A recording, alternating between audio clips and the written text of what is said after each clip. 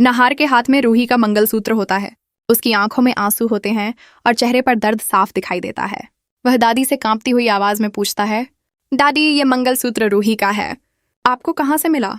दादी कुछ पल के लिए खामोश हो जाती हैं, फिर भारी आवाज में कहती हैं, एक बात अपने दिमाग में अच्छी तरह डाल दो नहार, रूही हम सबको छोड़कर चली गई है। यह सुनते ही नहार के पैरों तले जमीन खिसक जाती है।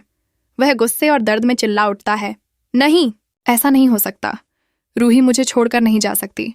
लेकिन दादी बार बार यही कहती रहती हैं कि रूही अब वापस नहीं आएगी। नहार का दिल टूट जाता है। वह कमरे में रखी रूही की तस्वीर को देखकर फूट फूट कर रोने लगता है।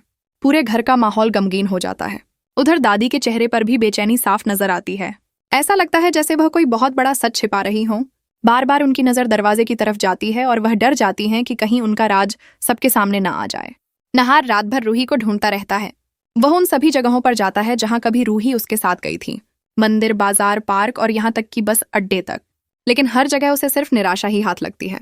इसी बीच राजेश्वरी को पता चलता है कि नहार पूरी तरह टूट चुका है। वह सोचती है कि अब शायद नहार कभी संभल नहीं पाएगा। लेकिन तभी कहानी में एक बड़ा ट्विस्ट आता है। एक अनजान महिला नहार को फोन करती है। वह कहती है, अगर तुम रूही को ढूंढना चाहते हो तो पुराने गोदाम में पहुंचो, वहां तुम्हें ऐसा सच मिलेगा जो तुम्हारी पूरी दुनिया बदल देगा। नहार बिना समय गंवाए वहां पहुंच जाता है। गोदाम पूरी तरह सुनसान होता है। चारों तरफ अंधेरा और सन्नाटा फैला होता है। तभी उसे जमीन पर रूही की चुन्नी दिखाई देती है। नहार की धड़कनें तेज हो जाती हैं। उसे लगता है कि वह रूही के बहुत करीब पहुंच चुका है। लेकिन तभी पीछे से कुछ लोगों के कदमों की आवाज आने लगती है। नहार पलटकर देखता है तो कुछ नकाबपोश लोग उसकी तरफ बढ़ रहे होते हैं।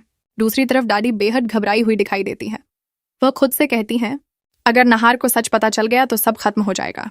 एपिसोड के आखिरी क्षणों में नहार उन नकाबपोश लोगों से बचते हुए गोदाम के एक बंद कमरे तक पहुंच जाता है। कमरे का दरवाजा थोड़ा खुला होता है। अंदर किसी महिला की परछाई दिखाई देती है। नहार भावुक होकर कहता है, रूही, क्या तुम हो? लेकिन जैसे ही वह दरवाजा पूरी तरह खोलता है, उसका चेहरा हैरानी से भर जाता है। स्क्रीन वहीं फ्रीज हो जाती है और कहानी एक बड़े सस्पेंस पर खत्म होती है। क्या सचमुच रूही जिंदा है? दादी आखिर कौन सा राज छिपा रही हैं? और गोदाम के उस कमरे में आखिर कौन मौजूद है? आने वाला एपिसोड इन सभी सवालों का जवाब दे सकता है।